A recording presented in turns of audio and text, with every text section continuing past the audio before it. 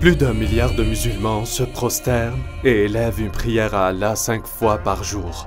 Chaque jour, une prière qui leur est donnée par Mohammed, leur prophète. Chaque jour, 5 fois par jour, ils font face à une roche noire dans la ville sainte, Mecca, et se soumettre à nouveau à la religion de l'islam. Chaque jour, ils se prosternent en tant que communauté partout dans le monde entier pour exprimer leur solidarité en tant que discipline de l'islam, dont Mohammed est leur prophète, le Coran est leur écriture sainte, et Mecca est leur ville sainte.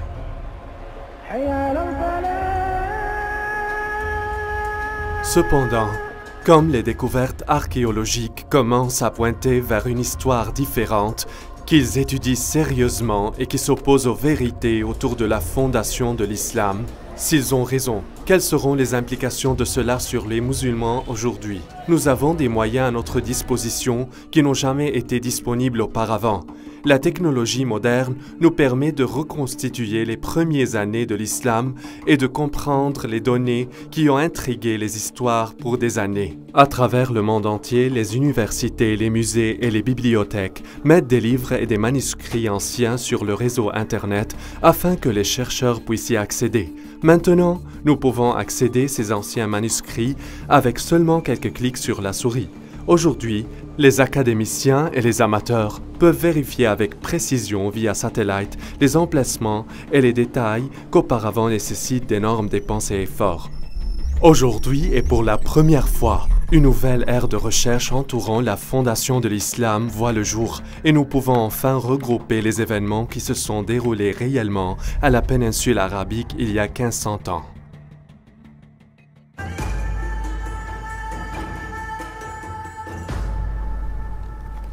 L'écrivain et l'historien Dan Gibson a vécu la majeure partie de sa vie au Moyen-Orient. Il a fait des recherches profondes concernant les peuples et les endroits dans l'ancien monde avant l'islam.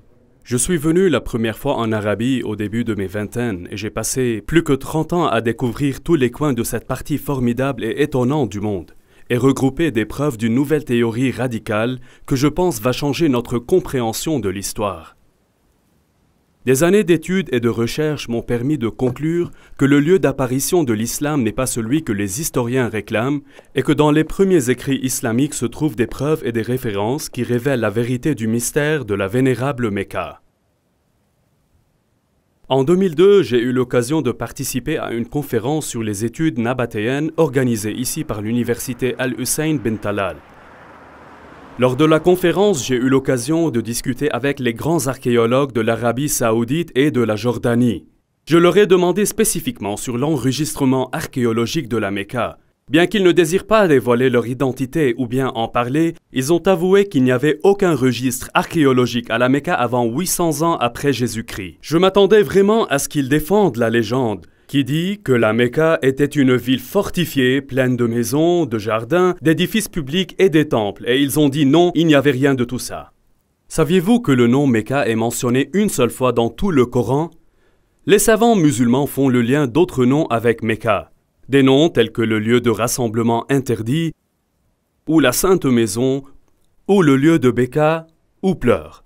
Tous ces termes sont universellement associés à Mecca aujourd'hui. Néanmoins, le Coran lui-même ne nous dit pas en autant de mots que ceux-ci réfèrent tous à Mecca.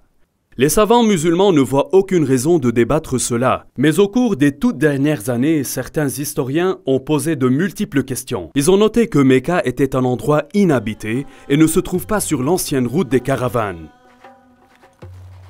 Les gens ont imaginé que les caravanes transportaient des encens, d'épices et autres produits exotiques, mais selon des recherches contemporaines à l'époque de Muhammad, l'époque de l'encens était terminée depuis longtemps et les Arabes s'étaient engagés dans un commerce du cuir et d'habillement.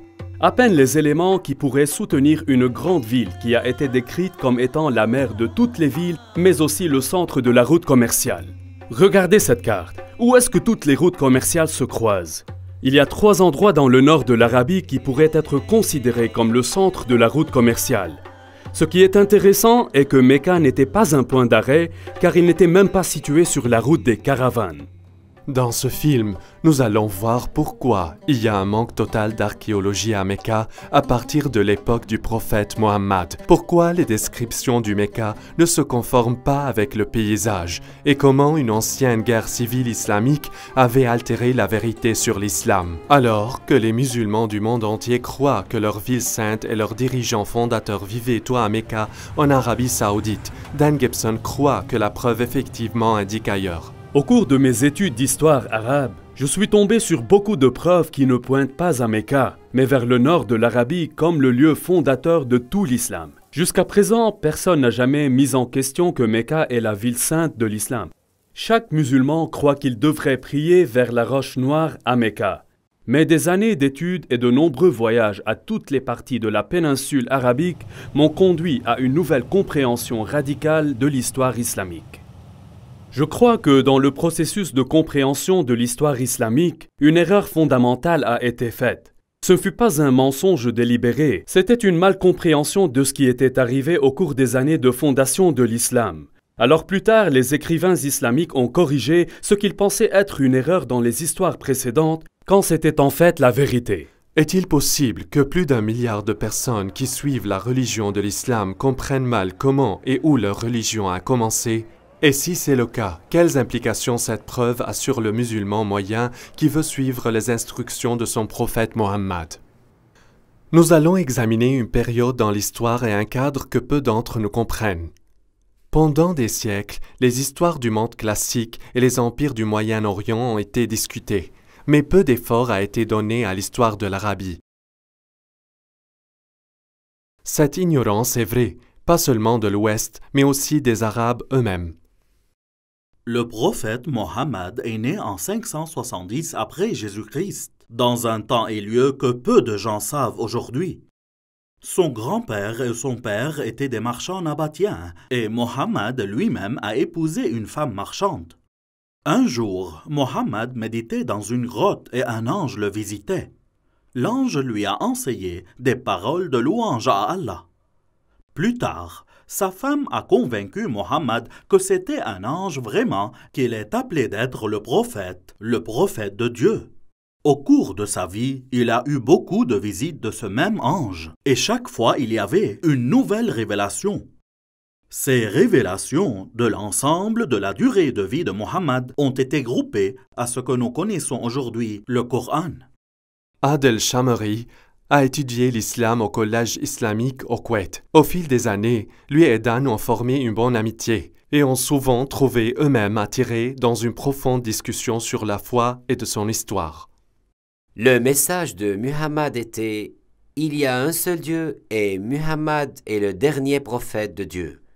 Ce qui laissait beaucoup des gens à Mecca furieux parce qu'il adorait d'autres dieux. Il adorait beaucoup d'idoles. Pour cette raison, les gens sont devenus en colère. La persécution a commencé contre Muhammad et sa minorité. Muhammad et ses partisans ont décidé de migrer vers Médine. Mohammed et ses partisans ont souffert de la persécution. Alors il fuit et quelques-uns de ses partisans à Médine. Cette ville s'est convertie à l'islam et Mohammed a établi un gouvernement là-bas. En fait, nous pouvons dater le calendrier musulman dès cette période de temps. Après, ses disciples ont commencé à attaquer les caravanes, en n'ayant plus de pouvoir et devenant nombreux, jusqu'à ce que finalement des gens se joignent à eux. Au point où ils sont devenus une présence militaire élargie, en fait à travers toute l'Arabie. Mohammed a donné sa vision de propager l'islam dans le monde entier. Cependant, il est mort de façon inattendue. Et à ce moment, les conflits conduisaient à des guerres civiles. Mais en dépit de ces différences et de ces divisions, il y avait le rêve continu d'étendre la foi au monde entier. Une grande partie de l'Afrique du Nord et l'Asie centrale sont devenues sous le règne de l'islam. Aujourd'hui, l'islam est la deuxième des plus grandes religions du monde. Aujourd'hui, partout dans le Moyen-Orient, quand les entreprises de construction veulent creuser pour une fondation, il devrait y avoir quelqu'un présent du ministère des Antiquités. Pas d'importance que vous soyez à Jérusalem, Damas ou Amman en Jordanie. N'importe où vous creusez, les chances sont que vous allez exposer un ancien site d'une certaine sorte. Dans la ville de Mecca en Arabie Saoudite, les développeurs ont creusé partout, élevé de grands bâtiments, des hôtels et des immeubles de grande hauteur. Mais à la surprise des archéologues, il n'y a pas des ruines d'une grande ville ancienne dans Mecca. La ville où Mohammed est né était une grande ville. Il n'a eu aucune difficulté d'élever un grand nombre d'hommes pour gérer de grandes caravanes et de marcher dans ses armées. Pas seulement elle a eu une importante population, mais elle était aussi une ville agricole. La ville Mecca a été connue sous le nom mère de toutes les villes dans le Coran. El-Qura est le nom en arabe. Elle implique une ville magnifique avec des ruines antiques et des murs de la ville. C'est une grande ville bien connue. Le prophète Mohammed aurait allé en avant pour ses affaires et voyagé loin jusqu'à ce qu'il atteigne les vallées de Mecca et les lots de ces vallées. Aïcha a mentionné comment l'un des hommes avait de nostalgie pour Mecca. Je l'ai voulu, mais j'ai passé une nuit dans la vallée, pleine de types d'herbes variées. Quand nous sommes venus à Mecca, nous avons vu une ville bénie avec de l'eau, des arbres, et en était ravis. Nous y sommes installés. Al-Bukhari parle d'un prisonnier qui mangeait des raisins alors qu'il était enchaîné avec du fer, et il dit « Ce ne fut pas le temps de fruits à Mecca ». Il est difficile de croire que ces choses ont été écrites à propos de Mecca. La zone autour de Mecca est rocheuse et déserte. Mecca atteint en moyenne moins de 10 cm de pluie par an. Ces températures extrêmement chaudes et ces conditions stériles rendent la cultivation de végétation très difficile et ainsi d'assurer la nourriture d'une grande population. Pourtant, la ville sainte de l'islam est décrite comme ayant des champs avec des arbres et des herbes et de la terre agricole, mais il n'y a pas de terre cultivable près de Mecca. Elle ne correspond pas aux descriptions anciennes. Ibn Ishaq a mentionné que les gens de Mecca étaient réticents à couper des arbres dans la zone sacrée. La présence d'arbres et de plantes dans les temps anciens peut être facilement testée par la présence de spores et de pollen dans le sol vieux intact. À ce jour, il n'y a aucune trace d'arbre ayant jamais existé dans l'ancienne Mecque. Un autre puzzle est que la ville de Mecca est manquante sur toutes les premières cartes de l'Arabie. On pourrait penser qu'une grande ville marchande en Arabie serait mentionnée sur les premières cartes, mais pas une seule carte montre Mecca avant le temps de l'islam. Au fil des ans, j'ai récolté des copies de nombreuses cartes anciennes de l'Arabie. Je les ai traduites diligemment. Mais je n'ai jamais trouvé Mecca mentionné une seule fois sur une carte avant l'islam. Saviez-vous que le nom de Mecque n'apparaît pas dans toute la littérature avant 740 après Jésus-Christ, 120 ans après la fondation de l'islam? Ne trouvez-vous pas mystérieux que pour les 120 premières années du début de l'histoire islamique, aucune des nations environnantes ne savait rien sur l'existence de Mecca?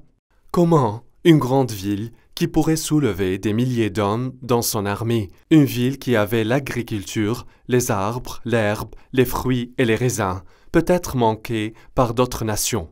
Comment une grande ville avec des murs, des temples et des bâtiments publics n'existait pas dans les annales et d'autres nations. Surtout, il était une ville marchande qui a entrepris le commerce avec toutes les nations autour d'elle. Et le plus inexplicable de tout ça, c'est que quand nous allons à l'emplacement physique de cette ancienne ville, nous constatons qu'il n'y a pas d'enregistrement archéologique précoce. Il était un endroit insignifiant, même pas sur une route commerciale. Beaucoup d'historiens aujourd'hui sont venus à la conclusion que les informations de la fondation de l'islam sont tous des mythes. Il y a une différence entre ce que les dossiers islamiques nous disent et ce que les archéologues ont trouvé. Donc la conclusion que les documents islamiques sont tout simplement des mythes fabriqués. Durant mes années d'études, je suis devenu convaincu que les premiers enregistrements ne sont pas des mythes, mais ils réfèrent à un autre lieu qui correspond à l'ensemble de toutes ces descriptions.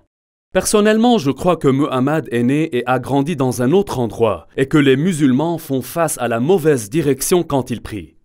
Selon l'histoire islamique communément admise, la Kaaba était un sanctuaire majeur dans la ville de Mecca et le point d'attraction du pèlerinage en Arabie. Un bon point de départ pourrait être d'étudier les pèlerinages avant la fondation de l'islam. Comme l'historien Tabari a enregistré, il y a deux types de pèlerinage.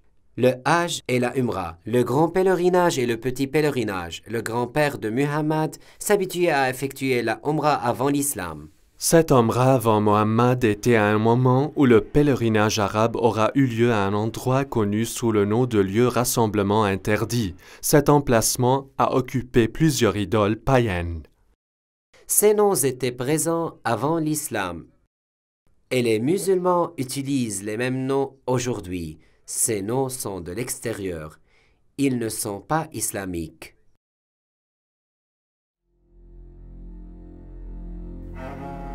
Pour que nous puissions comprendre ce qui s'est passé dans l'Arabie pré-islamique, nous devons comprendre l'importance des lieux saints dans l'ancienne Arabie. Depuis les temps anciens, les religions du Moyen-Orient ont considéré les dieux comme régionaux plutôt que comme universels. Les lecteurs modernes de l'histoire ont longtemps été influencés par les concepts grecs et romains du panthéon des dieux et ont parfaitement échoué à réaliser l'importance que les anciens Arabes donnaient aux dieux des régions spécifiques.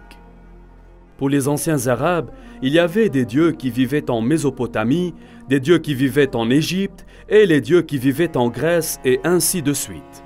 Les marchands arabes qui traversaient une zone respectaient les dieux locaux. Ils ne sont pas opposés aux dieux de différents endroits. Ils étaient opposés à la représentation d'un dieu sous forme humaine ou animale. Ils ont préféré utiliser des formes géométriques. Par exemple, ici, il y a un dieu sous la forme d'un bloc et là-bas à la forme d'un triangle. Chacun de ces dieux était considéré comme un dieu local et doit être respecté lors du passage à travers leur territoire. Une telle vision de la religion conduit naturellement à accepter les territoires et les lieux comme étant sacrés aux dieux spécifiques. Ainsi, la zone autour d'un temple, comme une vallée particulière ou lieu du désert lointain, pourrait être considérée comme sacrée. Il aurait un quartier où les gens se rassemblent, même avec leurs ennemis, et être en sécurité, parce que la violence a été interdite dans le pourtour sacré. Quand les touristes entrent dans la beauté majestueuse de Wadi Rum, ici dans le sud de la Jordanie, ils sont si souvent pris par l'exquise beauté de cette vallée et par les montagnes escarpées à qui il manque un temple, celle-ci ayant été dédiée à la déesse Lat ou Alat, comme certains l'appellent. Ce temple nabatéen avait une zone sacrée. Il était situé en face du temple avec les montagnes délimitant la zone sacrée. Avant l'islam, les Arabes ont été divisés en plusieurs groupes. Ils croyaient en plusieurs dieux et souvent se sont combattus entre eux sur les questions tribales. La seule chose qui les unissait était le pèlerinage à un ancien lieu de rencontre. Le Coran appelle ce lieu Masjid al-Haram, ou le lieu de rassemblement interdit. Masjid signifie rassemblement et se traduit mosquée aujourd'hui. Avant l'islam, il n'y avait pas de mosquée. Donc, le masjid était tout simplement un lieu de rassemblement. Lieu de rassemblement interdit était un lieu sacré de refuge et de sécurité où les activités régulières cessent et la violence est interdite. Le concept de haram ou interdit est très important dans l'islam. Masjid al-Haram est mentionné dans le Coran et était dans la ville sainte de l'islam. Toute la zone autour Masjid al-Haram était une zone interdite. Allah a fait Mecca un sanctuaire sacré, et il était un sanctuaire avant et sera donc après. Aucun n'est autorisé à déraciner ses arbustes ou de couper ses arbres ou de chasser son jeu. Nous avons donc deux descriptions complètes de la ville sainte d'origine de l'islam. Il était un endroit haram où le meurtre était interdit et était au centre du pèlerinage pour de nombreux siècles avant la fondation de l'islam. Maintenant, regardez ici. Une grande partie des graffitis trouvés dans tout le Negev et le sud de la Jordanie a été écrite par des gens en pèlerinage à la ville antique de Petra dans le sud de la Jordanie. Des milliers de personnes ont gratté leur nom et leur message sur les rochers en faisant leur chemin vers Petra pour le pèlerinage. Cela crée un problème pour nous. Mecca est inconnu dans les cartes et dans la littérature avant et pendant la naissance de l'islam. Les descriptions telles que le centre de la route commerciale, la mère de toutes les villes et le point focal de l'ancien pèlerinage ne correspondent pas du tout. Comment pouvons-nous résoudre ce problème? La réponse vient naturellement de l'islam lui-même. Aujourd'hui, la Qibla dans toutes les mosquées est tournée vers la Kaaba. Il y a une place dans la mosquée appelée Mihrab où l'imam se lève et mène les croyants. Mais dans les premiers jours, il n'y avait pas de Mihrab. Au lieu de cela, il y avait un mur qui fait face à la direction de Qibla. L'ensemble du bâtiment se dirige vers la Kaaba. Dans l'islam, il est universellement compris que la Qibla est vers Mecca en Arabie saoudite. Personne ne remet en question la direction de la Qibla aujourd'hui. Cependant, le Coran dit aux musulmans, ils ont une Qibla. Le texte du Coran ne donne pas le nom de la ville à laquelle la prière a été initialement faite. Il ne mentionne que Masjid al-Haram ou lieu de rassemblement interdit. Les musulmans croient qu'ils priaient initialement vers Jérusalem. Selon des sources islamiques, en 624 après Jésus-Christ, Muhammad a changé la Qibla vers Mecca. Muhammad a révélé donc cela dans la sourate 2 du Coran. Nous avons nommé la Qibla à vous. En fait, c'était un changement important, sauf à ceux guidés par Allah. Allah ne ferait jamais votre foi sans effet. Maintenant, nous allons vous tourner vers une Qibla qui doit vous plaire. Tournez votre visage dans la direction de la mosquée Masjid al-Haram, où que vous soyez. Tournez vos visages dans cette direction. En tant qu'historien de la péninsule arabique, je me suis toujours intéressé à trouver le lieu de l'original Qibla. Dans quelle direction Muhammad priait-il avant que la Qibla n'ait été changée? Était-ce Jérusalem comme certains le prétendent? Était-ce la Syrie comme certains le prétendent? Ou était-ce une toute autre direction? Si nous avions à faire cette étude il y a 100 ans, il aura fallu une quantité incroyable de travail et de recherche. Nous aurions à parcourir le monde à la recherche des anciens sites pour trouver les premières mosquées de l'islam. Maintenant, en quelques instants, nous pouvons faire ce qui d'habitude prenait toute une vie.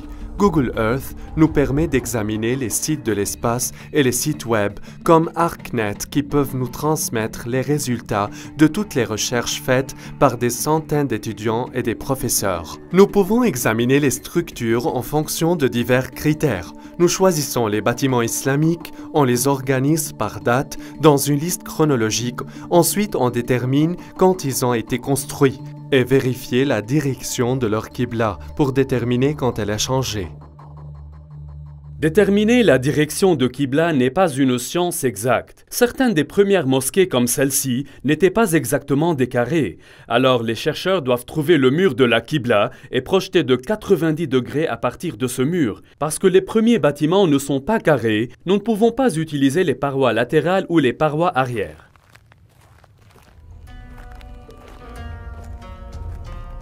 Ceci est le mihrab d'une ancienne mosquée. Les premiers Arabes déterminaient la direction de Qibla en utilisant les étoiles et ils étaient très précis. La meilleure façon de déterminer la direction de Qibla est de visiter les mosquées et d'utiliser un système de positionnement global. Pas chaque précoce mosquée peut être utilisée pour cette étude. Beaucoup d'entre elles étaient totalement reconstruites en prolongation, si bien qu'il ne soit plus du tout possible de déterminer la direction originale de leur Qibla. Toutefois, un certain nombre de mosquées survivaient. Par exemple, il y a une mosquée appelée la mosquée des dieux Qibla à Médine.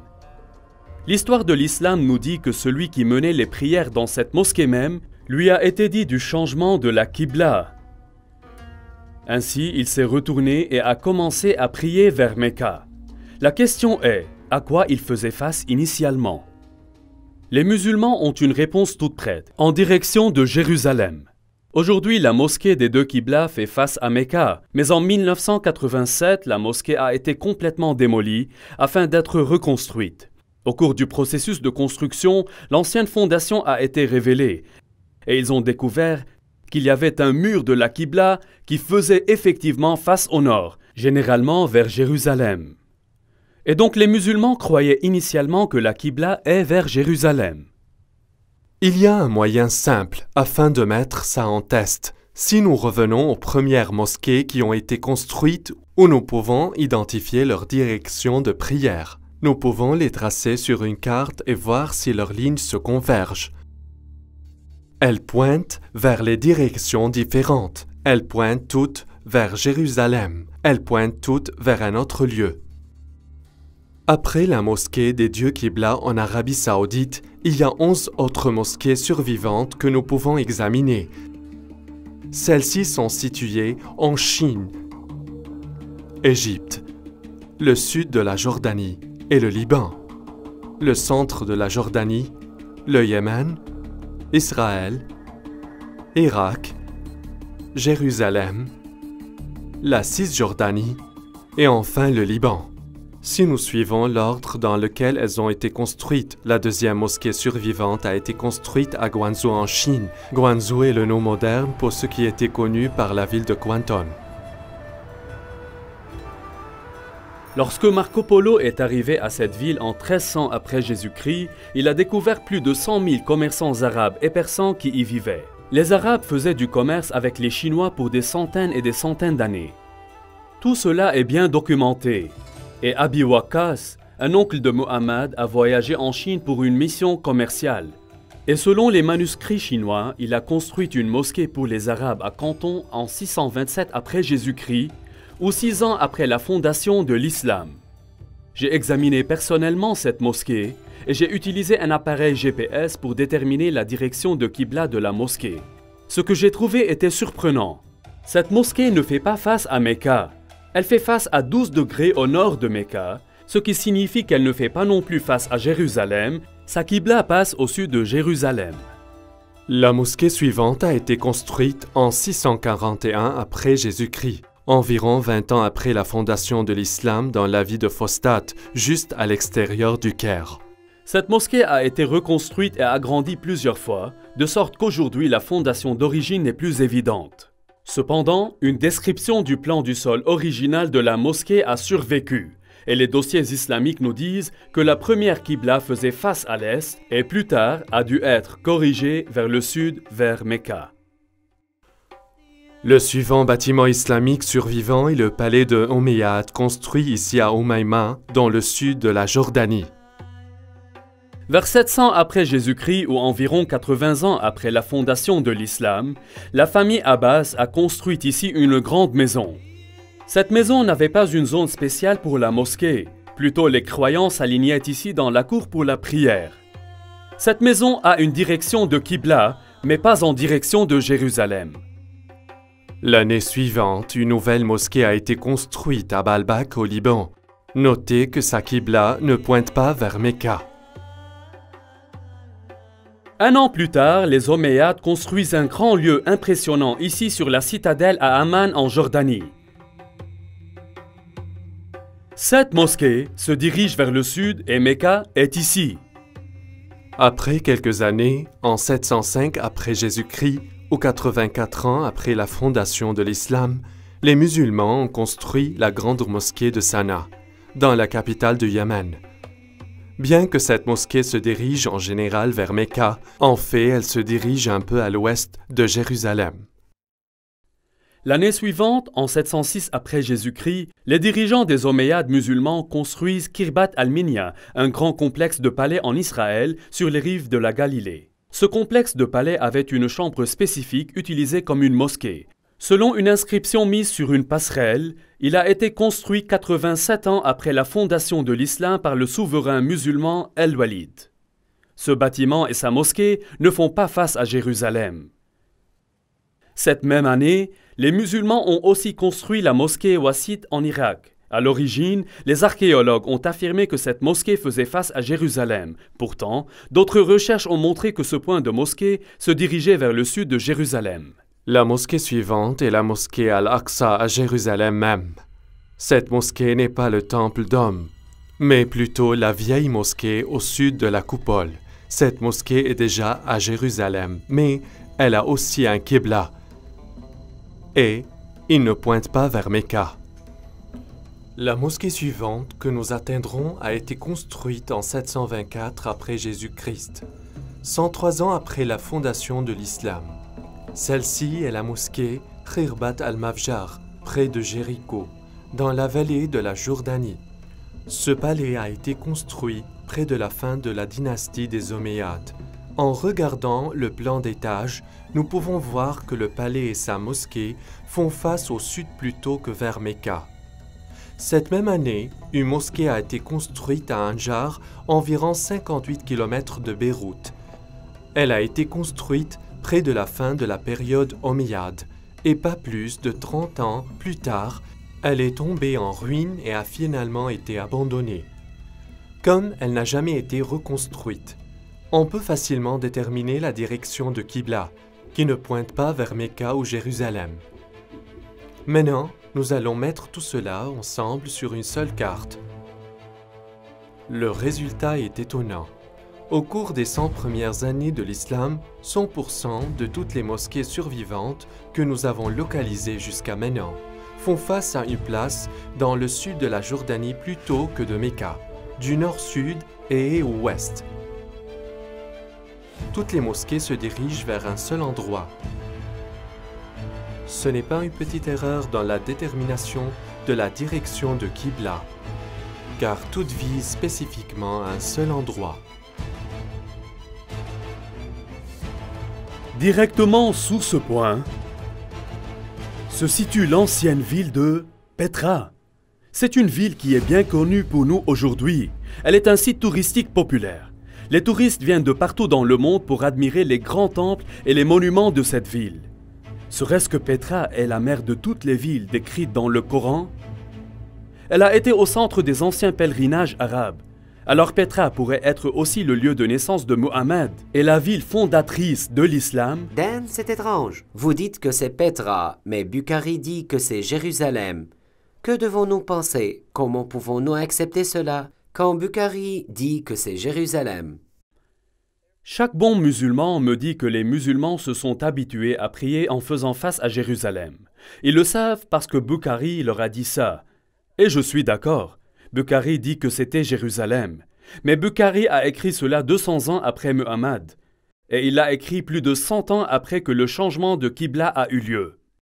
Il n'est donc pas un témoin oculaire, il est tout simplement le collecteur de ce dont les gens se souviennent, et il a noté en fait plusieurs idées contradictoires qui circulaient à cette époque-là.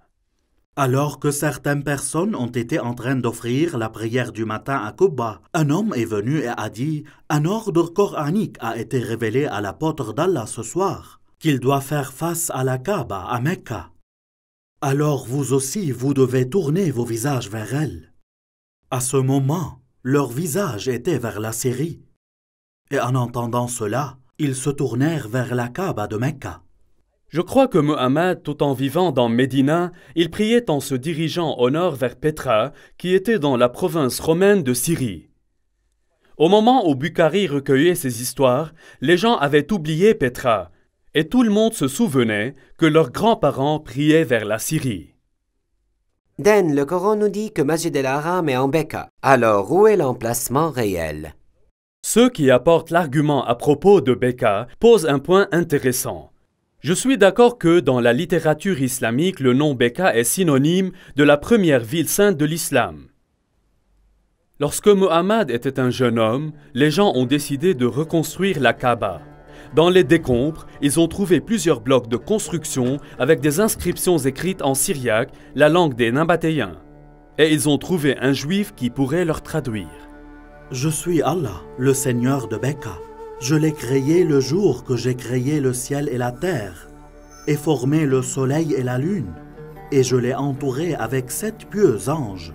Elle se tiendra tant que ces 2 montagnes se présentent comme une bénédiction pour ces gens avec du lait et de l'eau. » Le mot Beka est un ancien mot sémitique qui signifie pleurer ou se lamenter. Si le titre Beka a été attribué à un emplacement, cela voudrait dire le lieu de pleurer. Le nom Beka n'a jamais été utilisé pour Jérusalem. Il n'apparaît qu'une seule fois dans la Bible, dans le psaume 84. Ici, il est utilisé en référence à une vallée de larmes. Mais le Coran parle aussi d'une vallée de larmes où Agar pleurait Ismaël. Le Coran interpose cette histoire dans Beka qui est le premier nom du lieu où la Kaaba a été construite. Certes, cet endroit n'était pas Jérusalem, qui a été une ville construite au sommet d'une montagne et non dans une vallée? Je pense que la réponse est assez simple. Il y avait beaucoup de grands tremblements de terre à Petra, tels que celui de 551 après Jésus-Christ, seulement 19 ans avant que Mohammed ne soit né. On nous dit que lors de ce tremblement de terre, une grande partie de Petra a été détruite. Petra aurait pu être appelée la vallée de Beka parce que beaucoup de personnes ont été tuées au cours de nombreuses années à cause de tous ces tremblements de terre. Si Petra est la ville sainte de l'islam, alors il devrait y avoir des preuves de la tribu de Mohammed et Quraysh autour de Petra. Si Dan Gibson peut trouver la tribu de Mohammed, il soutiendra grandement sa théorie que Mohammed était de la région Petra et non de Mecca.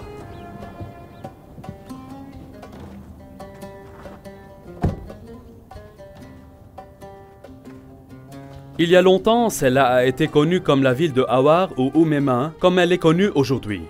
Les archéologues ont découvert une ferme appartenant à la famille des Abbassides et une mosquée construite quelque temps plus tard. Quand les musulmans de l'Irak actuel ont vaincu les Omeyyades de Damas, ils voulaient un membre de la famille de Muhammad pour soutenir et légitimiser leur révolte.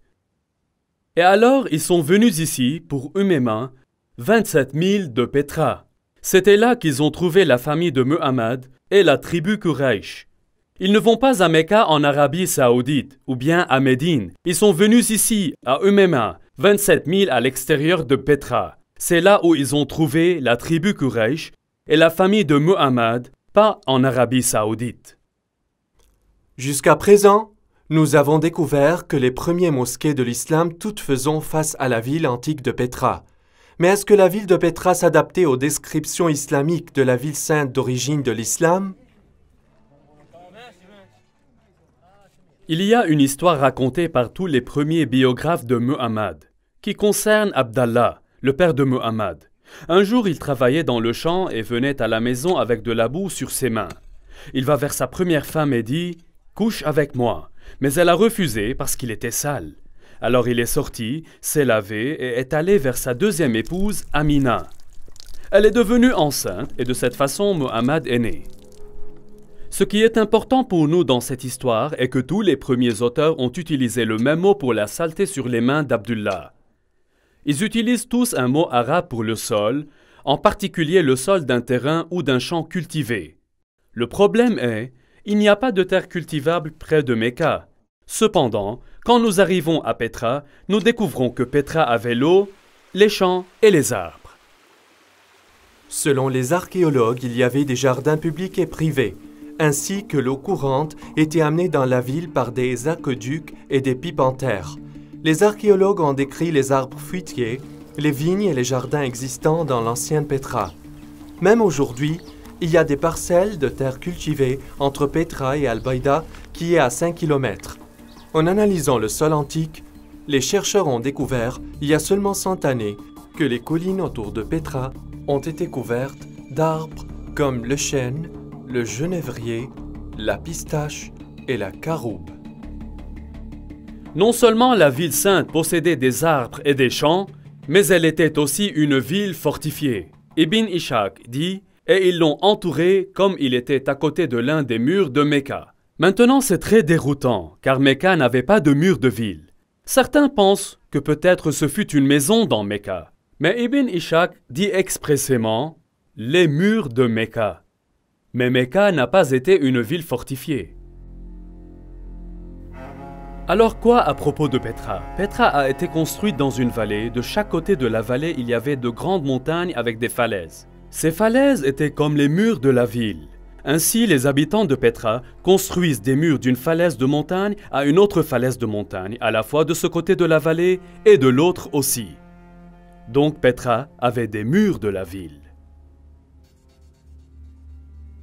Une autre caractéristique distinctive de Petra est qu'elle contient un fleuve très unique. En général, vous avez une vallée avec des montagnes d'un côté et des montagnes de l'autre, et aussi un fleuve qui passe au centre de la vallée. Mais dans ce cas, il y a longtemps, les tremblements de terre ont fissuré ces montagnes, donc il y a une fissure dans cette montagne. L'eau coule dans cette fissure à travers la vallée et sort de la fissure de l'autre côté. Les Nabatéens ont construit une rue à colonnade d'une montagne à une autre montagne. Et à côté, il y avait un cours d'eau de pluie. Allons-y. Dans l'islam, un des devoirs des pèlerins est d'aller 7 fois entre 2 montagnes appelées Marwa et Safa. Ce qui est intéressant, c'est qu'Al-Bukhari nous dit que Muhammad a choisi de faire cette course dans le cours d'eau de pluie entre les 2 montagnes. Mais il y a des problèmes. Safa et Marwa sont juste de petites roches. Aujourd'hui, ils sont logés à l'intérieur du bâtiment de la mosquée. Comme vous pouvez le voir sur ce dessin, il n'y a pas un cours d'eau de pluie entre ces 2 rochers. Mais ici, à Petra, la description s'applique exactement d'une montagne à l'autre. Il y a 4 passages dans le bassin de Petra. Puisque Petra est dans une vallée, on peut y entrer de chaque extrémité de la vallée. Au cours de l'année de la conquête de Mecca, le prophète est entré dans Mecca de sa partie supérieure. Mais il y avait aussi d'autres moyens d'entrer à Petra. Les anciens documents nous disent qu'on pourrait entrer et sortir à la ville sainte d'une fissure dans les roches. En arabe, on appelle cela un thaniya. Al-Bukhari le mentionne plusieurs fois. L'apôtre d'Allah utilisait pour entrer Mecca la haute thaniya et utilisait pour quitter Mecca la basse thaniya. Le prophète avançait jusqu'à ce qu'il atteigne la thaniya à travers laquelle on peut aller vers eux. Ce sont les gens de Quraysh. Il y a 2 thaniyas comme entrée. L'une d'elles est le fameux sikh que les touristes passent à travers pour entrer dans la ville. L'autre est loin de la rue à colonnade et mène au labyrinthe de canyons qui finissent par vider dans le Wadi Araba au-dessous de la mer Morte. Petra a également de nombreux temples. Là-bas, il y a ce qui est connu aujourd'hui par le temple des lions ailés ou le temple d'Al-Uzza. Derrière moi, ce qui est connu aujourd'hui sous le nom de Kasr al-Bint ou bien le temple du dieu Dushara. Cette courte chaîne de montagnes ici était la maison du dieu et ici dans le cœur des montagnes est le temple de ce dieu Al-Dushara. Maintenant, Ibn Hisham nous raconte une histoire très intéressante. Au début de l'histoire islamique, seules quelques personnes ont converti à l'islam à cette époque. Un d'entre eux était un homme connu sous le nom d'Al-Tufail ben Amr de Mecca. Il a accepté l'islam dans l'un de ses voyages. Et une fois rentré chez lui à Mecca, sa femme a également décidé d'accepter l'islam. Al-Tufail dit alors à sa femme de se rendre au temple de Dushara et se purifier là-bas. Dans la zone sacrée, il y avait un filet d'eau où elle pouvait se laver. Elle l'a fait et rentra chez lui et a appris à propos de l'islam. Est-ce que cette histoire a eu lieu à Mecca, qui est loin d'un millier de kilomètres, où il n'y avait pas de temple jusqu'à Dushara, ou bien a eu lieu ici même à Petra? Si cela est vrai, alors le temple de Dushara est là. Elle aurait dû descendre dans ce temple, se laver et ensuite rentrer chez eux. Y a-t-il un temple à Dushara à Mecca en Arabie Saoudite? Non, il n'y a pas de temple, pas de fissure dans la roche, pas un courant d'eau, pas de mur de la ville, pas d'herbe, pas d'arbres, rien. Tout se trouve ici à Petra.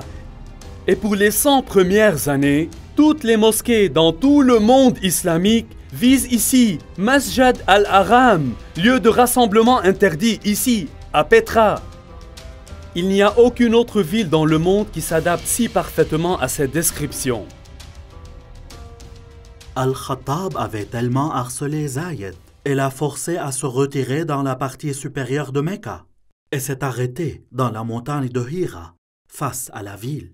Il est très intéressant de prendre en compte que la montagne Hira est située dans la partie supérieure de Mecca. Si vous allez à Mecca aujourd'hui, la grotte de Hira ne fait pas face à la ville. Mais ici à Petra, la partie haute de la ville se trouve au nord de la rue à colonnade et la partie basse de la ville se trouve au sud de la rue à colonnade. En effet, la ville a été divisée en deux par la rue à colonnade. Si Petra est la ville sainte de Mecca, alors la grotte où Muhammad a reçu sa première révélation devrait être située là. Les anciens documents disent que la grotte fait face à la ville. et qu'elle est très basse puisque Muhammad a essayé de grimper et de se jeter par-dessus. Si tel est le cas, je pense connaître la place, mais nous devrons aller là-bas.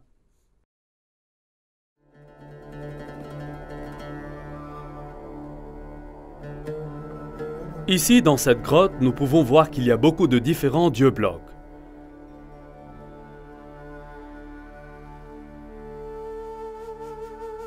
En haut, il y a un grand symbole croissant. Ceci est juste le genre de caverne où les jeunes hommes allaient pour contempler le sens de la vie. Les descriptions et l'emplacement de cette grotte sont tous comme les documents anciens décrivent, juste à l'extérieur de la ville. L'entrée fait face à la ville et la preuve que les gens ont passé beaucoup de temps ici dans le culte et la méditation. Je pense que ce lieu est l'un des plus saints pour tout l'islam. Et il est ici, à Petra. Le Coran ordonne tous les musulmans à faire face au lieu de rassemblement interdit quand ils prient. Maintenant, le lieu de rassemblement interdit n'était pas un bâtiment, il était beaucoup plus que cela.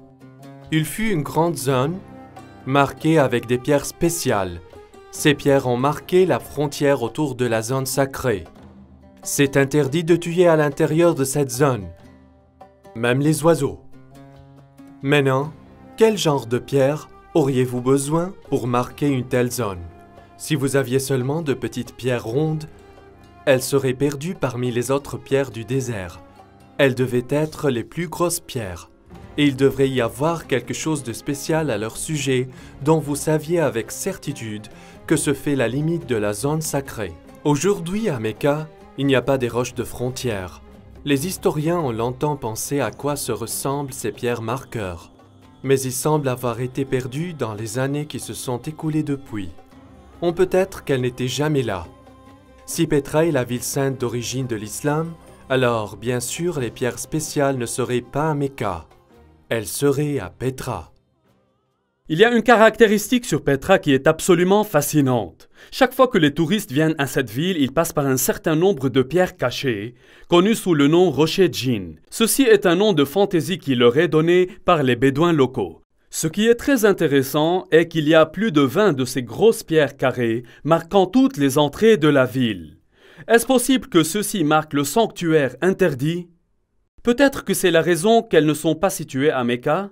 Si c'est vrai, alors Masjid al-Haram ou le sanctuaire de rassemblement interdit aurait été situé ici. Et si elle se trouvait ici, alors la Kaaba aurait été située ici aussi. Mais elle ne l'est pas, parce qu'un homme nommé Ibn Zubayr l'a déplacée. Jusqu'à présent, dans ce programme, nous avons examiné la direction de la prière que les musulmans à l'origine faisaient face. Comme nous l'avons vu, toutes les mosquées construites au cours des 100 premières années de l'islam pointent vers Petra. En utilisant les deux mosquées dans la citadelle d'Amman, Dan Gibson a déterminé les années approximatives du changement de la direction de Qibla. Est-ce que l'histoire islamique nous donne des indices quant à la raison pour laquelle la direction de la prière avait changé? Si l'on regarde dans l'histoire islamique à ce moment précis, nous nous trouvons face à face avec la deuxième guerre civile islamique. De nombreuses guerres ont eu lieu dans l'islam. Il y avait des guerres civiles après la mort de Muhammad. Pour cette raison, il y a des chiites et sunnites aujourd'hui dans l'islam. Les Omeyyades, qui étaient sunnites, ont triomphé et gouverné Damas. À cette époque-là, le gouverneur dans la ville sainte était Abdallah ibn Zubayr.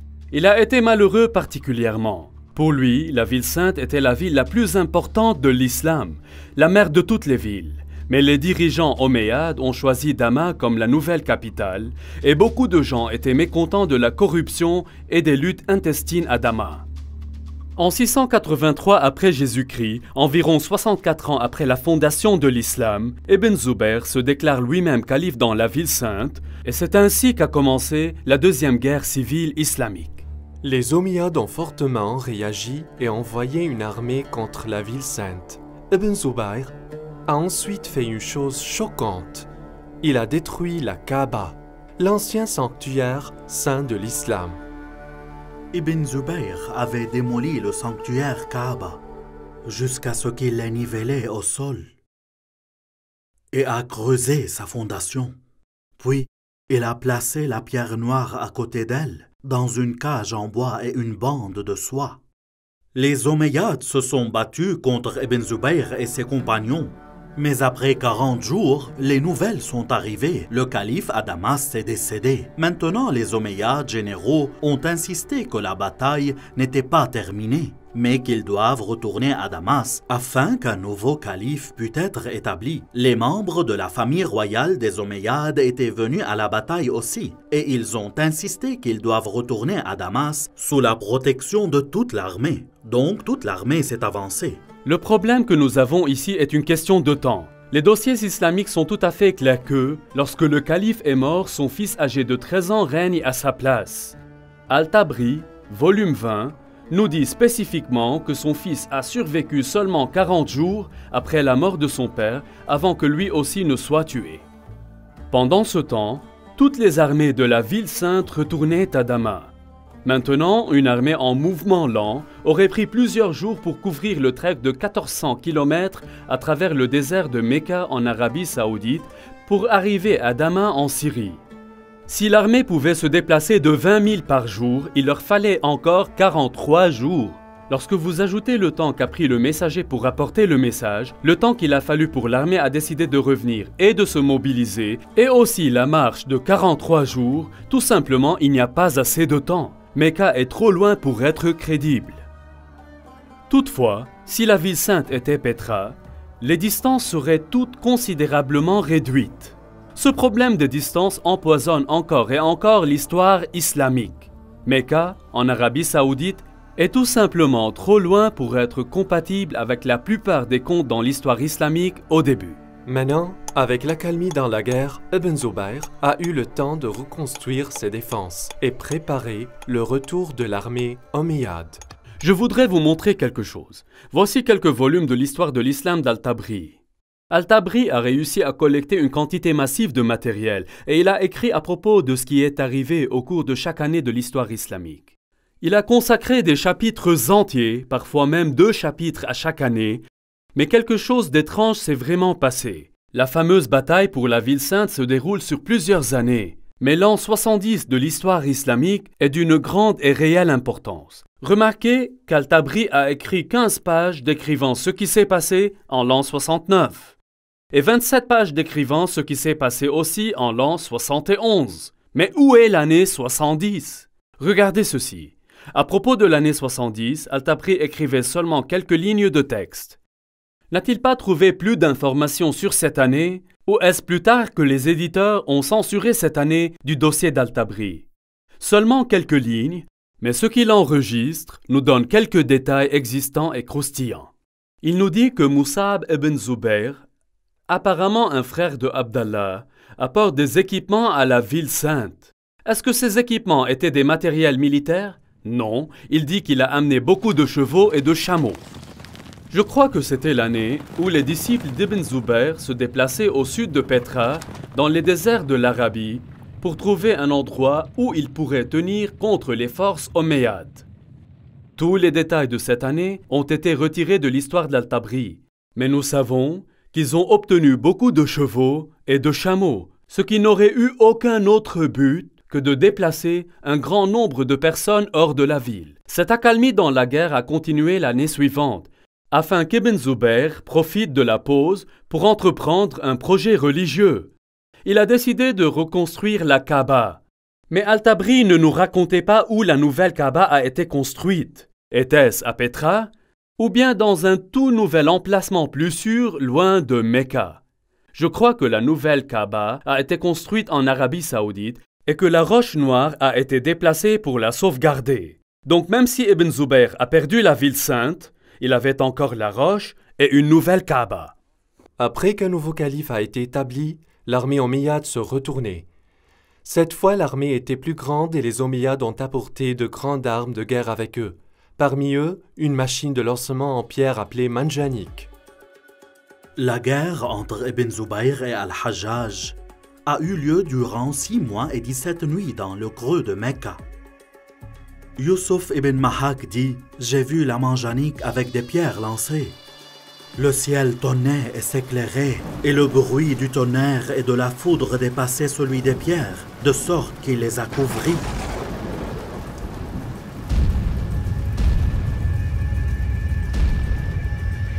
Pendant les combats, Ibn Zubayr se réfugia dans un bâtiment en ruine à côté de la Kaaba et cela a commencé une autre bataille qui accomplissait la destruction de la zone Kaaba de la ville sainte. Finalement, Ibn Zubayr a perdu la bataille, mais la cause a été reprise par ceux dans la ville de Médine, en Arabie Saoudite, et dans la ville de Kufa, en Irak. Je crois que pendant ce temps, le monde islamique a été jeté en lice. Est-ce qu'il faut prier vers Petra ou bien vers Mecca? Le grand empire islamique avait été divisé en deux. À l'origine, les Omeyyades ont gouverné Damas et ils priaient vers Petra. Mais ils ont été vaincus dans la bataille et maintenant la partie orientale de l'empire a été gouvernée par les Abbassides qui ont tous construit leur mosquée tournée vers Mecca. C'était exactement pendant ce temps-là que nous voyons un changement dans la construction de la mosquée. Avant cela, chaque nouvelle mosquée construite faisait face à Petra. Mais maintenant, pour la première fois, quelques-unes des nouvelles mosquées ont commencé à faire face à Mecca en Arabie Saoudite. Mais le problème existait encore. Qu'est-ce que vous faites avec les vieilles mosquées? Elles ont été construites face à Petra. Ce fut durant cette période que les mosquées ont commencé à accrocher un panneau sur le mur pour indiquer la direction de la prière. Il a été dit sous le règne d'Uthman que le calife a ordonné que les signes s'affichent sur les murs des mosquées de Médine, ainsi que les pèlerins pourraient facilement identifier la direction vers laquelle ils avaient besoin d'adresser leurs prières. Ceci est un développement vraiment très intéressant, parce que jusqu'à ce moment, les mosquées ont été construites pour faire face au mur de la Qibla et ils ont fait face à la ville sainte. Pourquoi auriez-vous besoin d'introduire un signe, à moins que la direction de la prière n'ait changé? Autour de ce temps, après 89 ans de la fondation de l'islam, une niche a été soudainement introduite dans la structure de la mosquée pour indiquer la direction de la prière. Ce créneau a été ajouté à des bâtiments plus anciens et également incorporé dans les nouveaux bâtiments. Aujourd'hui, le créneau est la norme dans toutes les mosquées, mais il n'a pas été à l'origine. Il n'y avait pas de niche jusqu'à ce que la direction de Qibla ait changé. Dans la guerre civile, les Omeyyades encore priaient vers Petra, mais les rebelles dans la ville sainte, à Médine et à Kufa, choisissent de prier vers la nouvelle Qibla en Arabie Saoudite. Lorsque les armées de Kufa rencontraient Ibn Zubayr, Bujair ibn Abdallah al-Musli disait: « Louange à Dieu qui nous a testés avec des chaînes, et vous a testés en nous donnant le pardon. Ibn Zubayr, nous sommes des gens qui se tournent vers la même Qibla que vous. » Quelle étrange phrase! Nous sommes des gens qui se tournent vers la même Qibla que vous. Les historiens musulmans se disputent que cela signifie que c'est la même Qibla que tous les autres. Mais maintenant que nous avons découvert des preuves du changement de Qibla en ce moment même, cette phrase prend une signification particulière.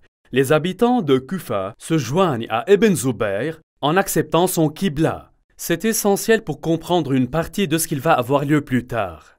Même si Ibn Zubayr était finalement tué et semblait perdre la guerre civile, la ville de Kufa jouait un rôle majeur dans le développement de la nouvelle dynastie abbasside et Kufa devenait un centre théologique et un lieu pour copier le Coran. Dans le monde islamique, les choses ont été un gâchis. Non seulement les musulmans étaient divisés politiquement, ils ont été divisés religieusement encore, obéissant au souhait d'Allah, comme c'est révélé pour le prophète Mohammed qui était au cœur même de l'islam. Deviez-vous obéir à Mohammed et le Coran et faire face au lieu de rassemblement interdit à Petra ou prier en se dirigeant vers la maison sacrée La Roche Noire, qui est en Arabie Saoudite? Jusqu'à présent, Dan Gibson a tracé les mosquées existantes depuis le 1er siècle de l'islam et elles pointent toutes vers Petra en Jordanie. Alors, que dire à propos des mosquées du 2e siècle de l'islam? Est-ce qu'elles pointent toutes ainsi vers Petra? Voici où les choses commencent à devenir intéressantes. Au cours de mes études, j'ai découvert que les mosquées construites au cours du 2e siècle de l'islam pointent dans des directions différentes. C'est ce que j'appelle le temps de la confusion. Après 102 ans de la fondation de l'islam, la mosquée de Oumar a été construite dans le sud de la Syrie, dans l'ancienne ville de Basra. Comme vous pouvez voir, l'orientation de la mosquée ne pointe pas vers Mecca, mais il est clair qu'elle ne pointe pas également vers Petra aussi. 5 ans plus tard, les musulmans au pouvoir ont construit un palais en Syrie connu sous le nom de Qasr al-Ir el-Gharbi. Ceci est un dessin du plan du palais et la mosquée dans le coin du complexe. L'ensemble du complexe semble faire face à quelque part entre Petra et Mecca. Quelques années plus tard, le palais Qasr al-Khair el-Sharqi a été construit à environ 100 km au nord de Palmyre. Si nous examinons le plan sol des bâtiments du palais, nous remarquons que le palais et sa mosquée ne semblent pas alignés ni à Mecca ni à Petra. Encore une fois, ils pointent entre les deux. Est-il possible que quelque chose était arrivé et a obligé les constructeurs de ne pas vouloir choisir ni Petra ni Mecca? Alors, ils ont pointé la Qibla entre les deux. Nous pouvons voir sur la carte que la Qibla se dirige exactement entre les deux villes. Il n'est pas une légère erreur de calcul, mais une volonté délibérée d'éviter à la fois Petra et Mecca. Nous devons donc trouver une réponse ailleurs pour expliquer ce changement. 109 ans après la fondation de l'islam, une mosquée a été construite à Bangor, au Pakistan. Comme toutes les autres mosquées de la période, elle avait seulement un mur de la Qibla sans niche. Cette mosquée a cependant fait face vers Mecca, en Arabie Saoudite.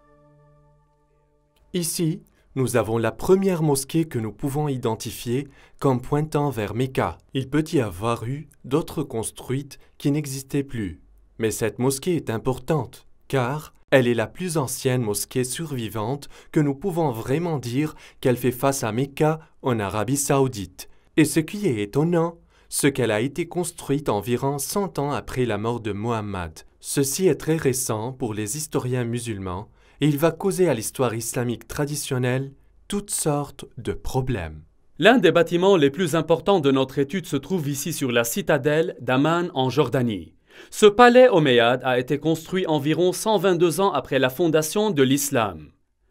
Maintenant, si vous vous souvenez, nous avons regardé une mosquée omeyyade construite ici. Cette mosquée pointe directement vers Petra. Mais quand ils ont construit le palais, la direction de son Qibla était directement vers Mecca. Il apparaît donc clairement que la direction de Qibla a changé dans la période entre la construction de ces bâtiments et la construction de ce palais. Cela nous aidera à déterminer comment et quand le changement de direction de Qibla a été fait. Rappelez-vous qu'il était lors de la construction de ce palais que le nom Mecque apparaît d'abord dans la littérature partout. Ce qui est étrange est que Mecca n'a pas été mentionné toutes ces années ni dans les livres de la littérature ni dans les livres islamiques. Elle n'a été mentionnée que lorsque le changement de la Qibla a été fait. Ceci est une chose très étrange. Les gens se demandent de la raison. Elle devrait être mentionnée dans les livres et les histoires islamiques, mais elle n'a pas été mentionnée que lorsque la Qibla a été changée. Cela est très étrange. La grande mosquée suivante a été construite à 32 km au sud d'Amman en Jordanie. Celle-là a été connue comme le palais et la mosquée Mashta, et il a été construit en 743 après Jésus-Christ. Comme vous pouvez le voir, il était un très grand et impressionnant palais omeyyade, avec la mosquée située dans la partie sud de la structure, en face de Petra. En effet, l'ensemble du complexe fait face à Petra. Ce qui rend cela intéressant est qu'il semble que l'islam est maintenant divisé en plusieurs groupes. Il y avait les traditionalistes qui ont construit leur mosquée comme celle-ci, face à Petra, mais il y avait des réformateurs dont les mosquées faisaient face à Mecca, et il y avait d'autres qui ne sont pas dans les deux groupes, et ils ont refusé de choisir l'une de ces qiblas. Pendant ce temps, un changement important a eu lieu dans l'histoire islamique. Les dirigeants omeyyades de l'islam à Damas ont été vaincus par les Abbassides de Koufa. En 754 après Jésus-Christ, le nouveau calife Al-Mansour a commandé la construction d'une toute nouvelle capitale de l'Est, en choisissant Bagdad en Irak comme son site. La nouvelle ville a été construite sur un plan spectaculaire. Contrairement à la forme aléatoire commune de la plupart des villes du Moyen-Orient, elle a été construite dans un grand cercle. Les concepteurs ont présenté une zone nouvelle et ont utilisé la cendre pour dessiner le plan de la ville sur le terrain avant la construction. La ville, qui a été achevée en 767 après Jésus-Christ, était de 2 km de diamètre. Comme vous pouvez le voir sur ce dessin, la principale mosquée de la ville n'avait aucune niche indiquant la direction de la prière. Cela devait venir plus tard. Un mur a été utilisé comme mur de la Qibla et ce mur se dirigeait directement vers Mecca, comme toutes les autres mosquées construites à partir de ce temps par les dirigeants abbassides. Si cela est vrai, Alors le prophète Mohammed et les 4 premiers califes qui ont bien guidé dans l'islam et les princes omeyyades suivants, qui ont gouverné l'islam de Damas, priaient tous vers la ville de Petra. Mais à la fin du règne des Omeyyades, quelque chose est arrivé et a obligé les constructeurs de changer la direction de leur mosquée. Quelques-uns faisaient face à Petra, quelques-uns à Mecca, et certains ont choisi d'être neutres et visent entre les deux. Cela a créé un problème pour la moitié occidentale de l'islam. Les gens de l'Ouest étaient encore fidèles aux Omeyyades antérieurs. Donc, le monde islamique est maintenant divisé en deux. Les dirigeants abbassides en Irak qui contrôlaient la partie orientale de l'Empire et les princes omeyyades qui contrôlaient l'Afrique du Nord et l'Espagne. Ceci est un moment important dans l'histoire islamique parce que les Omeyyades en Espagne s'épanouissaient dans la culture et commençaient à construire des bâtiments magnifiques et impressionnants. Les constructeurs en Espagne avaient un problème. Traditionnellement, les Omeyyades tout priaient vers Petra. Mais, comme nous allons le voir, quelque chose de terrible s'est arrivé. Les futures mosquées ne feront plus face à cette direction. Leurs ennemis, les Abbassides, priaient maintenant vers Mecca en Arabie Saoudite. Donc, ils ne voulaient pas choisir cette direction de la prière. Alors, que devraient faire les Omeyyades ? En examinant les mosquées construites par les Omeyyades d'Espagne, j'ai découvert un développement plus surprenant. Ces constructeurs n'ont choisi ni Petra ni Mecca. Maintenant, comme nous l'avons vu, certains des constructeurs du Moyen-Orient ont choisi de pointer leur qibla entre les deux villes. Mais les constructeurs en Afrique du Nord et en Espagne ont décidé de faire quelque chose de complètement différent. Au fil des années, les historiens ont toujours été intrigués par ces mosquées. Leur qibla semble pointer vers quelque part en Afrique du Sud. Mais toutes les mosquées africaines et espagnoles soulignaient légèrement des endroits différents. Tout semble réellement très confus. Cependant, lorsqu'elles sont portées sur une carte, nous pouvons voir que les mosquées d'Afrique du Nord et d'Espagne ont toutes les qiblas parallèles à une ligne tracée entre Petra et Mecca. Donc, plutôt que de choisir Petra ou Mecca, ils ont choisi de faire leur qibla parallèle à une ligne tracée entre les deux villes. Tous les musulmans savent que Mecca est en Arabie Saoudite, mais vous dites que Mecca est à Petra. Sur quoi avez-vous basé pour aboutir à cette théorie? Quelle est votre orientation et preuve pour ça, monsieur Dan? Nous savons que Mecca est en Arabie Saoudite. Alors sur quelle base vous dites ces choses? Si vous n'êtes toujours pas convaincu, je veux vous montrer quelque chose d'autre. Vous souvenez-vous quand nous avons discuté de la deuxième guerre civile islamique? Ibn Zubayr se barricade dans la ville sainte et l'armée syrienne omeyyade l'entourait et la gardait pendant 4 mois. Au cours du mois d'octobre, les Syriens ont apporté une catapulte jusqu'au mur de la ville où ils ont lobé les rochers tout droit dans les lieux saints de l'islam. Comment est-ce possible? Normalement, les gens vivaient derrière les murs de la ville. Une catapulte écrasait tout simplement les maisons des gens. Mais dans ce cas, on dit que la catapulte a frappé les lieux saints de l'islam dans le centre de la ville. Comment est-ce possible? Eh bien, ici à Petra, il y a une caractéristique unique. Petra avait des murs au nord et au sud. Les murs de la ville ont traversé la vallée. Mais au nord, les murs n'atteignaient pas tout le long du chemin vers le canyon, car il y avait un cours d'eau qui traversait le canyon. Je crois que les Syriens ont apporté leurs catapultes tout droit dans la rivière asséchée, à l'endroit où ils pourraient lancer les rochers au cœur même de la ville pour attaquer la Kaaba et les lieux saints de l'islam. Les archéologues de l'université Brown ont creusé ici à Petra depuis de nombreuses années. Le projet était d'excaver ce qui est connu comme la région du Grand Temple. Comme ils découvraient le temple, Dan était surpris de trouver des preuves qui ont soutenu sa théorie. L'une des caractéristiques intéressantes de ce bâtiment est que les gens ont construit des défenses ici contre les attaques. Vous voyez dans cet endroit, ils ont fermé cette porte-là afin qu'ils puissent se défendre. Ce qui est arrivé après le tremblement de terre en 551 après Jésus-Christ. On peut dater les défenses, ici même, par les tuiles qui ont été utilisées dans la construction de ces moyens de défense. Cependant, il n'y a pas de bataille enregistrée à Petra pendant ce temps-là. Mais nous savons ce qui est arrivé au cours des années de la fondation de l'islam. Mais ce n'est pas la seule preuve que nous avons. Au cours de toutes les fouilles, les archéologues ont découvert plus de 400 pierres catapultées. Ces pierres sont enterrées à peu près au bon endroit et aussi au bon moment. Ceci est une indication forte et évidente que la bataille non seulement a eu lieu ici, mais aussi que dès le début, la première Kaaba était proche de cet endroit.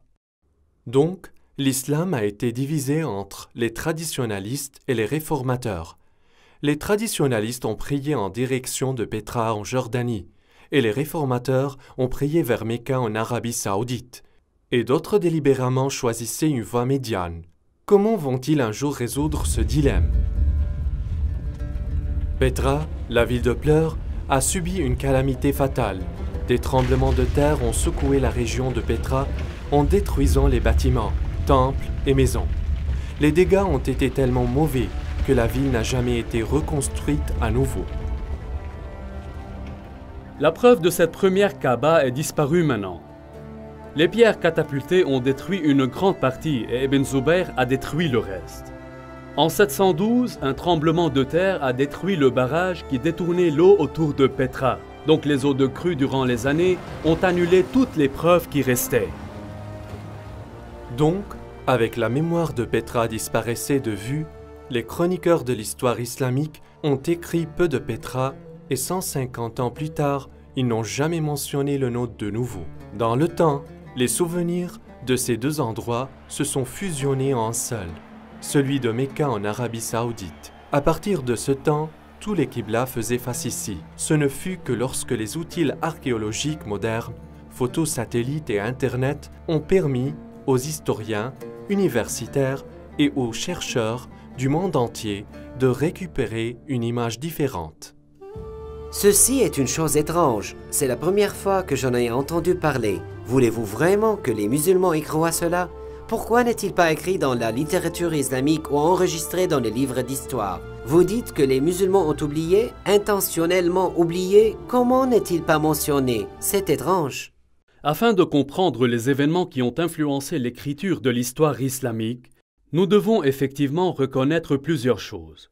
Premièrement, c'est ma conviction qu'il y avait un vide littéraire dans l'Empire islamique au début, créé par les musulmans zélés qui ont détruit des livres et des manuscrits, effacé des inscriptions, brûlé des bibliothèques et détruit toute la littérature, sauf le Coran, qui était un ensemble de pièces collectées çà et là et des révélations données par Muhammad. Cette destruction de documents écrits par les forces islamiques a été bien documentée. Un élément de preuve est une lettre de 640 après Jésus-Christ du calife à général Amrou, le chef des armées musulmanes en Égypte, qui a demandé à calife que doit-il faire avec les milliers de manuscrits qu'il a trouvés dans les entrepôts en Alexandrie. La réponse du calife a été enregistrée et connue depuis des siècles. En ce qui concerne les livres que vous avez mentionnés, voici ma réponse. Si leur contenu est en conformité avec les révélations d'Allah, nous pouvons le faire sans eux.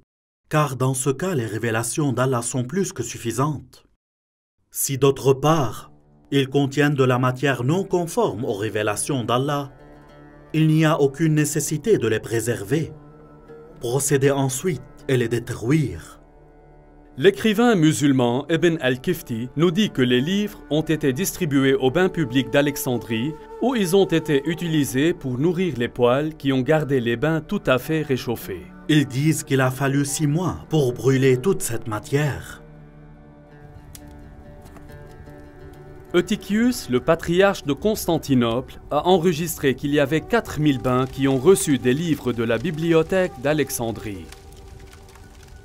Cette combustion de livres, pourtant, n'a pas commencé en Égypte, mais 4 ans plus tôt, en Perse, les armées de calife Omar ont rencontré les armées perses dans la bataille de Qadisiyah en l'an 636 après Jésus-Christ. Au début de janvier 637, l'avant-garde musulmane a atteint la périphérie de Ctésiphon et mis le siège devant la ville pendant 2 mois. Finalement, la ville est tombée et les musulmans l'ont prise. Pendant les combats, les palais et la bibliothèque de Ctésiphon ont été délibérément brûlés. En fin de compte, le seul livre qui a réussi à survivre en Arabie était le glorieux Coran. En ce qui concerne l'histoire du Coran, les historiens ont lutté. Il semble que la grande partie du Coran a été retenue de manière orale plutôt que sous forme écrite. Alors que les Arabes avaient une grande mémoire et avaient la capacité de conserver l'intégralité du Coran, la rétention des matériaux dans une tradition orale souffre de plusieurs difficultés. Tout d'abord, la précision des souvenirs des personnes concernées doit être parfaite et pointilleuse. Dans le cas du Coran, des arguments ont surgi sur des divers versets, comment ils doivent être rendus et s'ils doivent ou non être inclus dans l'ensemble. Ensuite, le problème du transfert de toutes les connaissances des savants aux novices est souvent une mission difficile. Dans le cas du Coran, la plupart des hommes qui ont mémorisé les paroles de Muhammad étaient aussi des guerriers. Comme c'est souvent le cas, les guerriers meurent dans la bataille et leur connaissance du Coran périt avec eux. Ceci est amplement illustré dans la bataille de Yamama, quand on estime que 450 hommes qui avaient mémorisé le Coran ont été tués. Hudayfa bin al-Yaman est venu chez Uthman au moment où le peuple de Damas et le peuple de l'Irak ont été en guerre pour conquérir l'Arménie et l'Azerbaïdjan. Hudayfa avait peur parce que les gens de Damas et de l'Irak avaient des différences dans la récitation du Coran. Alors il dit à Uthman, « Ô chef des croyants, sauvegardez cette nation avant qu'ils se diffèrent sur les révélations. » Ainsi Uthman a envoyé un message à Hafsa disant, « Envoyez-nous votre manuscrit du Coran afin que nous puissions compiler les matériaux coraniques dans des copies parfaites et retourner le manuscrit à vous. » Hafsa l'a envoyé. Ensuite, un groupe d'hommes se réunit pour créer une nouvelle copie du Coran. Uthman dit aux 3 hommes de Quraysh, « Si vous n'êtes pas d'accord, écrivez-le dans le dialectique de Quraysh, car le Coran a été révélé dans leur langue. » Lorsque plusieurs copies ont été écrites, Uthman a renvoyé le manuscrit original à Hafsa. Ensuite, il a envoyé à chaque spécialiste musulman une copie de ce qui a été écrit et il a ordonné que tous les autres matériaux coraniques écrits dans les manuscrits ou même aussi dans des copies entières soient brûlés.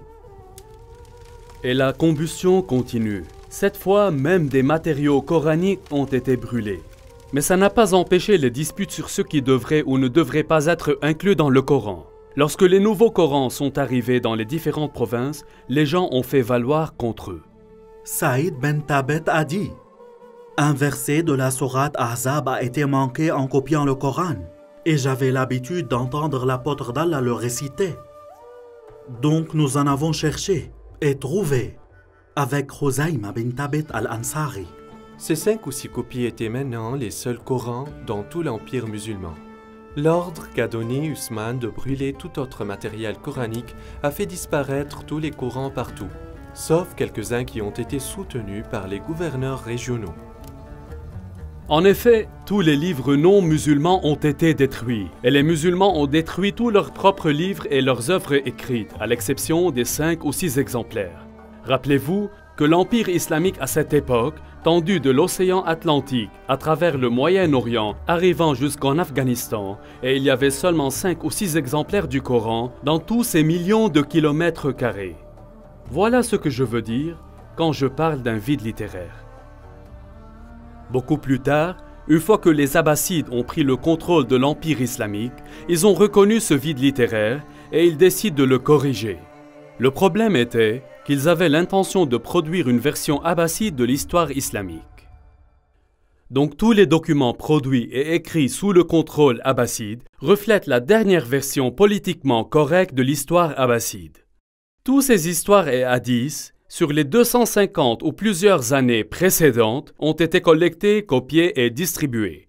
Ces livres qui ont été écrits plus tôt ont été détruits ou modifiés par les écrivains postérieurs qui ont trouvé des erreurs en eux. Sous la domination abbasside religieuse écrasante, les projets scientifiques et universitaires ont été entrepris. Les dirigeants abbassides encourageaient le développement scientifique qui ne présentait pas seulement les premières années de l'islam dans une bonne forme, mais pourrait également confirmer leur droit de gouverner l'Empire. Au cours de cette période de temps, nous trouvons que les grands historiens islamiques écrivaient leurs traités d'histoire et ils éditaient également les contes antérieurs. Par exemple, nous n'avons pas la biographie originale d'Ibn Ishaq de Muhammad comme Ibn Hisham, qui avait corrigé ce que les Abbassides appelaient des graves erreurs dans le compte rendu original. Après l'édition d'Ibn Hisham, le reste des grands historiens islamiques ont commencé à écrire leur histoire et nous avaient présenté une histoire islamique adaptée en fonction de la vision du monde politique et religieux des souverains abbassides à leur époque. Est-il possible que les musulmans soient aujourd'hui victimes d'une couverture abbasside? Est-ce que les abbassides détournent délibérément les musulmans loin de leur lieu de rassemblement interdit à Petra, comme le commande le Coran, et les faire prier vers le rocher noir, qui est maintenant à Mecca? Est-ce que les musulmans continuent d'être trompés par la propagande abbasside? Je crois que l'étape a été créée lorsque les dirigeants musulmans ont regroupé au début les différents morceaux du Coran. Le problème n'a pas été la collection, mais la destruction de tout ce qui s'opposait à leur point de vue. Il y a une grande diversion entre la pensée occidentale et musulmane. Dans la pensée occidentale, les manuscrits postérieurs sont moins fiables car ils ont des copies de copies. Nous devons revenir auparavant à la source car elle est plus précise. Les musulmans, d'autre part, pensent que les manuscrits antérieurs sont moins fiables et que les manuscrits ultérieurs les remplacent. Même dans le Coran, les révélations ultérieures remplacent ou annulent les révélations antérieures. Une fois que vous autorisez le concept de l'abrogation, vous vous laissez à accepter toutes sortes de changements. Si les Abbassides manipulaient l'histoire, étaient-ils allés aussi loin avec la falsification du texte du Coran? Par exemple, comment le nom Mecque se trouvait dans la sourate 48? Abu Bakr, le successeur où Mohammed a fait la première compilation de matériel coranique. Ousmane, qui l'a suivi, a utilisé cette collection et y a rajouté du matériel. Les historiens nous disaient que même après Ousmane avait compilé son Coran, les gens se souvenaient encore plus des versets que Mohammed avait révélés. Chaque fois qu'un nouveau Coran était fait, il a été présenté comme le Coran le plus complet. Les précédents étaient bien, mais les plus récents ont été plus complets, avec beaucoup plus de révélations. Est-ce que les Abbassides ont publié un Coran encore plus complet et y ont mentionné la Mecque? Aujourd'hui, nous avons beaucoup de Corans koufiques abbassides dans les musées, d'Istanbul à Samarcande. Ces Corans ont utilisé le script koufique inventé dans la ville de Koufa. Mais qu'en est-il à propos des anciens Corans écrits par d'autres scripts? J'ai cherché très souvent beaucoup de parchemins coraniques antérieurs, faits et écrits dans le script pré-koufique. Il ne fallait donc pas vraiment être très surpris qu'aucun des éléments pré-koufiques comprenait les versets sur le changement de la Qibla ou bien de la ville de la Mecque. Les historiens m'ont contesté que je sois en train de réécrire toute l'histoire islamique. Je vous assure que je ne suis pas en train de le faire. Je suggère seulement un tout petit changement. Il y a longtemps, la ville sainte de l'islam a été désignée comme Becca. Je crois que c'était un nom utilisé pour la ville de Petra après les tremblements de terre répétés qui ont tué beaucoup de personnes. Après qu'Ibn Zubayr a déplacé la pierre noire de Mecca, les scribes n'avaient qu'à faire un petit changement aux écritures islamiques. En arabe, Becca est écrit comme ça. Il est très facile de changer le B en un M. Observez bien. Voilà tout ce qu'il fallait. Il est pratiquement indétectable au lecteur plus tard. Est-ce que les scribes abbassides corrigeaient une référence antérieure à Becca dans le Coran et la transformaient en Mecque? Je crois que tous les éléments de preuve pointent vers Petra comme étant la ville antique de Becca, le lieu fondateur de l'islam. Toutes les mosquées du 1er siècle de l'islam pointent au lieu de rassemblement interdit à Petra, et toutes les descriptions adaptent Petra, non Mecca. On apprend aux musulmans dans le Coran de prier vers le lieu de rassemblement interdit. Le Coran ne dit absolument rien à propos du rocher noir. Il est clair que, bien que la recherche de Dan Gibson soit enracinée dans l'histoire islamique et il ait une grande affection pour le monde arabe, ces théories sont provocantes pour les musulmans. Comme les religions du monde entier sont supposées de plus en plus prouver la véracité de leurs origines, toutes les religions doivent envisager des recherches sérieuses qui les trouvent difficiles. L'islam a besoin de se demander s'il est possible que plus d'1 milliard de personnes ont été trompées par la propagande abbasside concernant comment et où leur religion a commencé. Et si c'est vrai, quelles sont les conséquences aujourd'hui sur le moyen des musulmans?